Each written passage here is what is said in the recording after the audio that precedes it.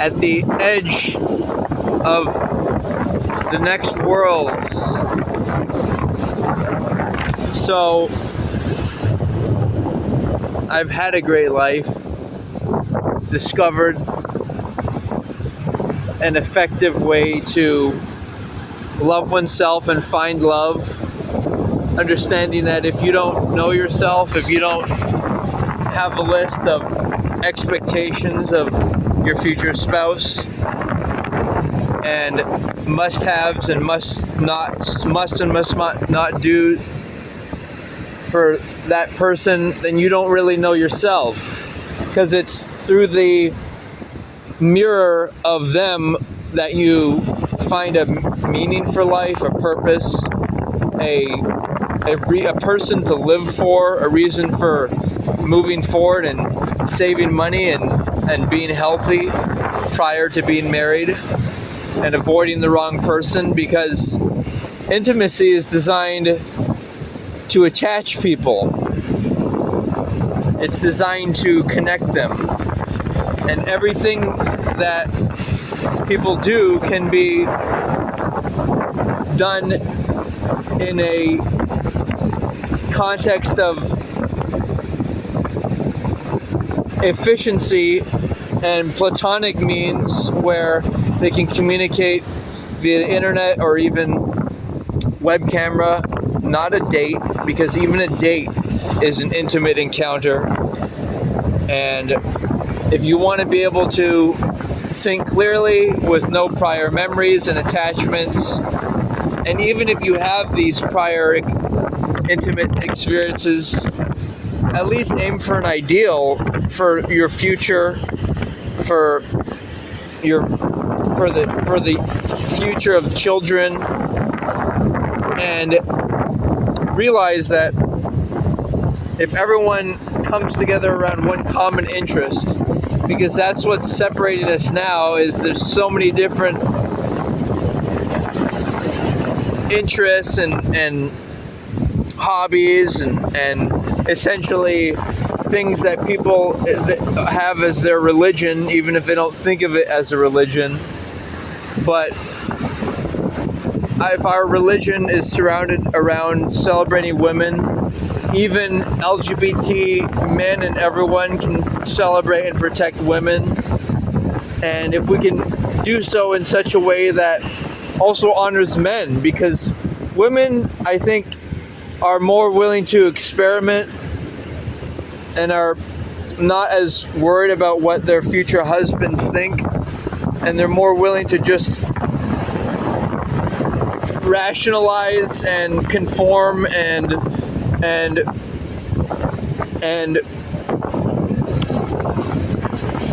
adapt to situations for survival. But if our interest is not just survival but to thrive in love, then we're going to need to embrace love and self-love and realize that women may not be as able to properly and logically select the right person who's really going to commit to them, because they're more easily caught in the moment. And that being caught in the moment it has to do with being able to raise young children, being able to even have a child in your grow in your womb and feed from your chest. Like it's an irrational thing. That's what life is. But to sacrifice that. But if women can realize that a man who does not want premarital intimacy is a man who respects and really cares about them, then women can start to trust the influence of everyone, from if their father is a real guardian of theirs and cares, or other male figures, and then men can respect each other's future spouses, each other's sisters, each other's daughters, in a way that treats women as important and sacred, and most importantly, celebrates their body which is highlighted by their flower, which is about not getting off, but it's about worshiping the flower orally. And that's what I leave with you. I leave with you my ideas on my YouTube channel, my TikTok channel, shieldheart.org. And remember, all these things, yaywife.com, yaywife, as in reasons to actually get excited and celebrate wife, but it's a process. It's a process to minimize the likelihood of possible infidelity. We have to work on it and study it. A lot of it happens in the workplace, this infidelity. So maybe more gender conscious arrangements, or at least people very overtly and outwardly declaring that I am a married man or woman. This is my wife, proudly declaring it on their social media. This is my husband. Wedding band, making it a culture. But the thing is it doesn't work unless we find a common interest and religion, and it's easy enough to do that in just wanting to celebrate women and their bodies, and also men realizing that, hey, they would prefer a woman who's had no premarital intimacy. They would prefer. And in order for that to happen, all the men have to also avoid premarital intimacy at all.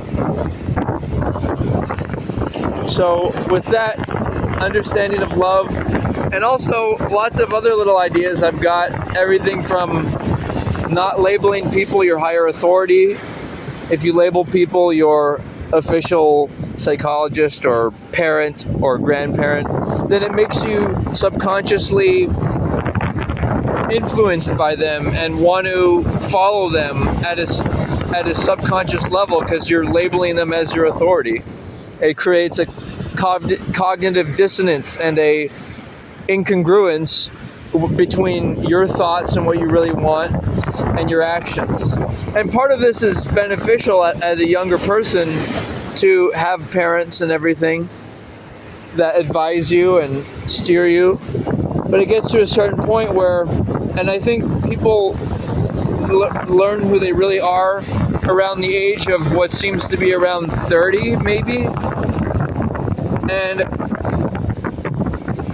And so, but all these ideas together, and also my light work visualization is what I leave you with, and all my music playlists and all my intellectual discussion and avoiding premarital intimacy YouTube playlists. But the light work where you visualize people smiling, you imagine the brilliant white light shining down upon them, and even if you're upset at them, imagine brilliant white light, like hold your hand out like this, like a laser beam of white light. You can, or imagine you're an angel, like going to those surfers and just flying through and beaming them, and imagine them smiling. Do this to presidents. Do this to people who would probably be more vulnerable to the targeting of evil entities. So there you go. And remember that whether or not we end up adopting the philosophy of Goddess V worship, and we make the world a nice place because of that, and we choose love and choose consciousness instead of choosing intimacy before love or before life commitment and marriage, we're going to incarnate into our future lives, whether in this planet, in this species, or in another planet. So I'll see you in the next life, in the next adventure. Remember, a person is only best remembered by using what they learned and replicating it, and using their fun qualities and replicating it. And here we are, guys. It's us, it's consciousness. We are one. Love.